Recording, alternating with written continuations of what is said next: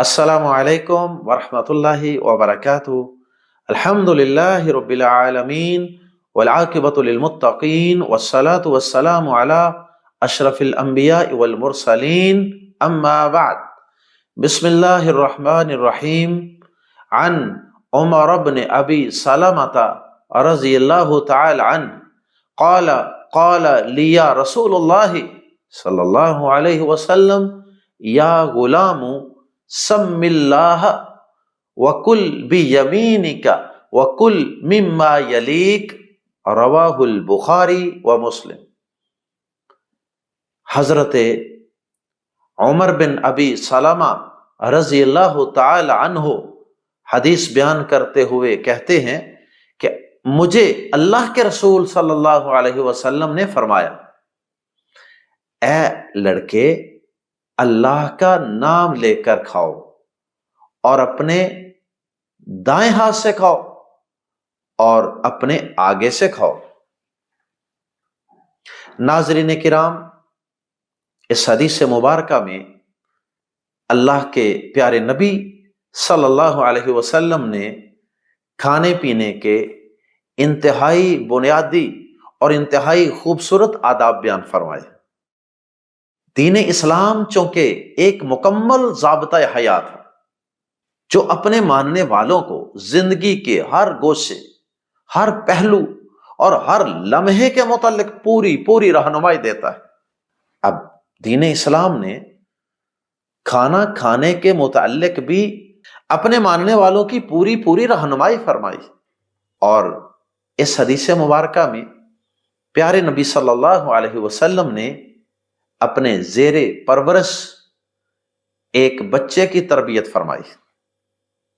حدیث کچھ لمبی ہے، اور اس حدیث کے اندر حضرت عمر بن ابی سلمہ رضی اللہ تعالی عنہ خود بیان فرماتے ہیں کہ میں اللہ کے رسول صلی اللہ علیہ وسلم کے گھر میں پرورش پا رہا تھا۔ بچپن آپ کے گھر میں گزرا تھا میری پرورش گویا کہ کائنات کے سب سے عظیم انسان، افضل البشر، امام الانبیاء جناب محمد کریم صلی اللہ علیہ وسلم کے گھر میں ہوئی۔ کیا نصیب تھے اس بچے کے۔ کہتے ہیں کہ میں کھانا کھاتا تو میں برتن کے، پلیٹ کے، ٹرے کے، جو بھی برتن ہوتا، میں اس سارے کے اندر اپنے ہاتھ گھماتا تھا کھانا کھاتے وقت۔ اب غلطی تو وہ ایک کرتے تھے، لیکن معلم انسانیت پیارے نبی صلی اللہ علیہ وسلم جو کائنات کے سب سے عظیم استاد تھے، عظیم مربی تھے، آپ نے ایک غلطی دیکھی بچے کی، اس کو نظر انداز نہیں کیا۔ ہم تو بچوں کی غلطیوں کو نظر انداز کرتے ہیں، ہم تو کہتے ہیں کوئی بات نہیں، بچہ ہے، بڑا ہوگا تو ٹھیک ہو جائے۔ ایسا نہیں ہے۔ بچپن کے اندر جو عادتیں پختہ ہو جاتی ہیں وہ بڑے ہو کر بھی جان نہیں چھوڑتی، بڑھاپے تک ساتھ چلتی ہیں عام طور پہ، الا من رحم ربی، مگر جس پہ اللہ اپنا رحم فرما دے۔ تو پیارے نبی صلی اللہ علیہ وسلم نے ایک تو بچپن کے اندر تربیت فرمائی، دوسرا فرماتے ہیں کہ میں یہ غلطی کرتا تھا، غلطی ایک تھی، آپ نے باتیں تین سمجھائی۔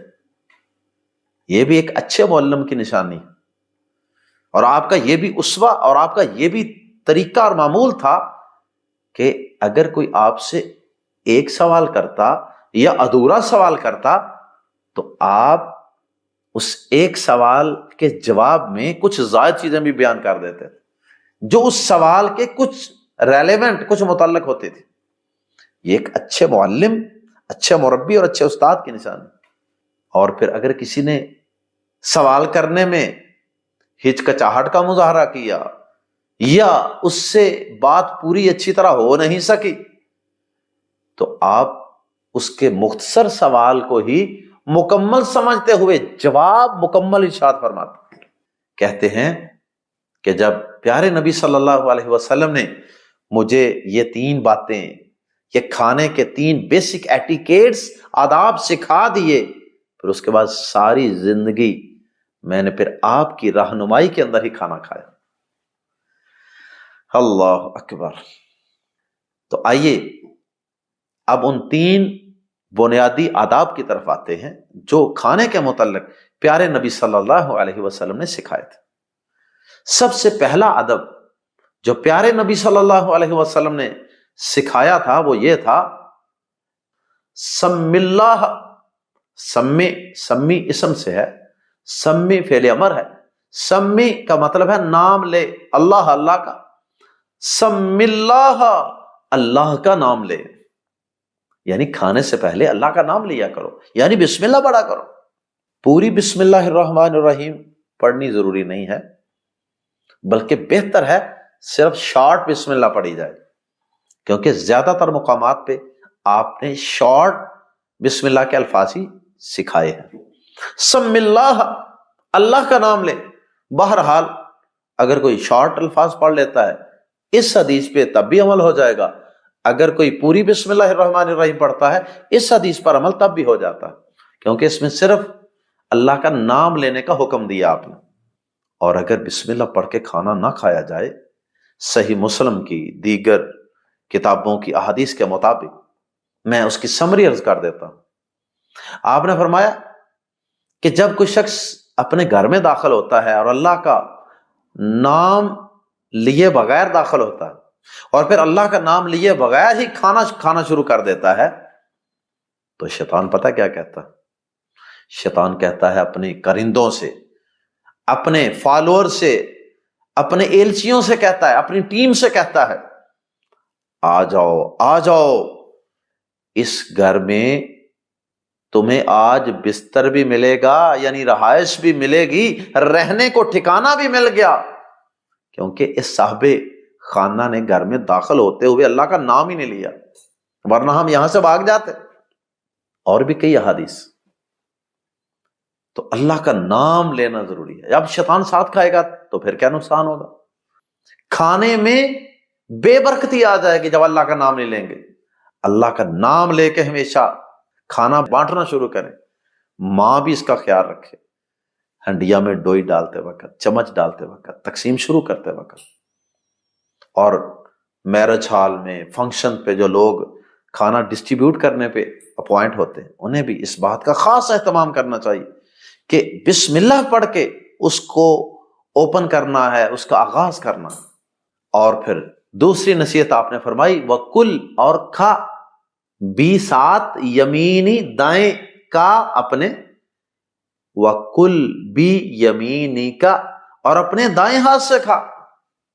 کھانا دائیں ہاتھ سے کھانا، بائیں ہاتھ سے کسی وقت کوئی سپورٹ لینی پڑ جائے تو الگ بات ہے، لیکن بیسیکلی جو زیادہ اور بنیادی استعمال ہے وہ دائیں ہاتھ کا کرنا ہے کھانا کھانے کے لیے۔ بدقسمتی سے آج بہت سے لوگ جو دین سے دور ہیں، دینی مجلسوں میں نہیں جاتے، علماء کی، اسکالرز کی مجلسوں میں نہیں بیٹھتے، قرآن حدیث پڑھتے سنتے نہیں، ایسے وہ ایک ٹیڑے میڑے درخت کی طرح ان کی پرورش ہو چکی ہوتی ہے۔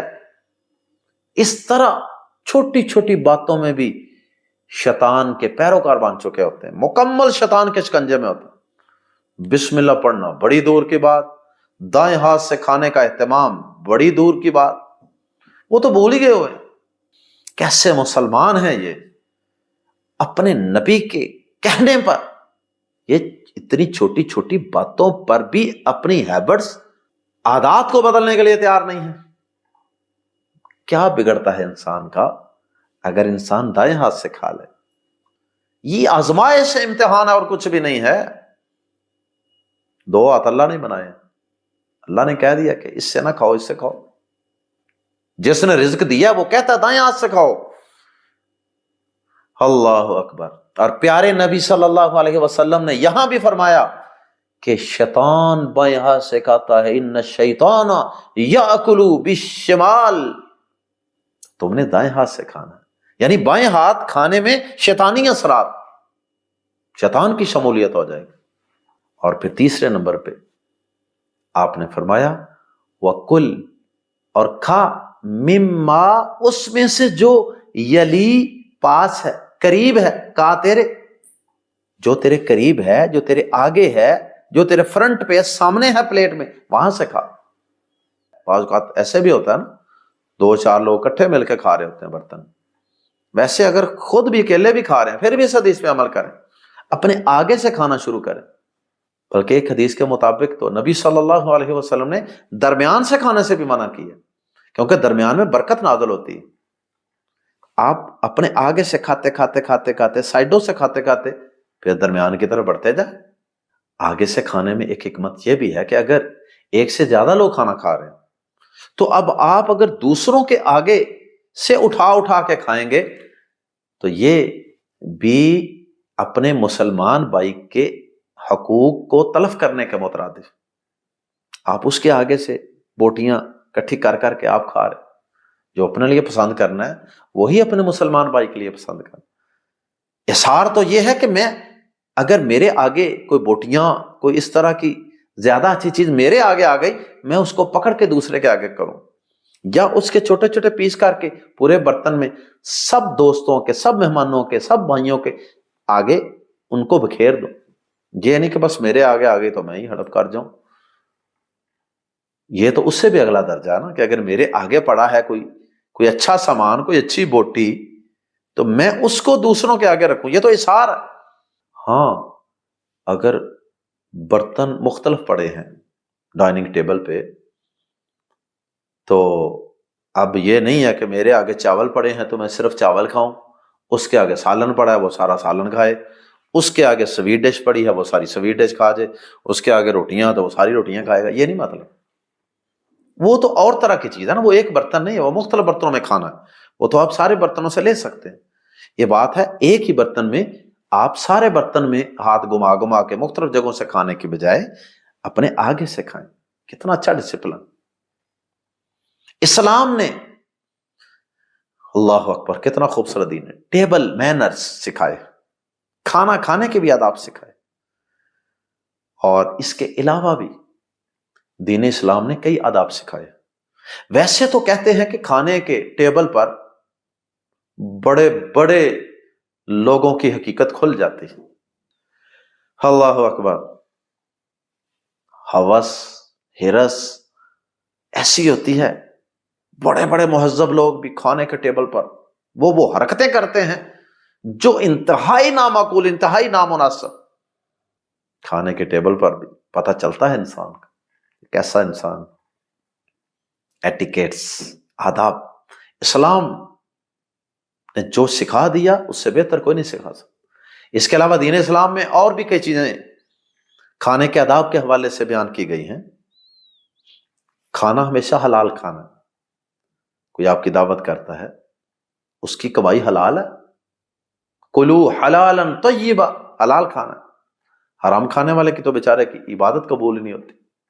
بچیں، اس کے بعد بھوک رکھ کر کھائیں، پیٹ بھرنا نہیں ہے، زیادہ سے زیادہ یہ ہے کہ پیٹ کے 3 حصے کریں، اس کی کیٹاگریز 3 اس کے پارٹس کریں۔ ایک حصے میں کھانا، ایک حصہ پانی کے لیے۔ نبی صلی اللہ علیہ وسلم نے فرمایا کہ ایک حصہ خالی یعنی ہوا وغیرہ کے لیے۔ تو اس کا مطلب بھوک رکھ کے کھانا ہے نا۔ ہمارے بزرگ وغیرہ کہتے ہوتے تھے کھانا بھوک رکھ کے کھائیں، اس کا مطلب یہی ہے۔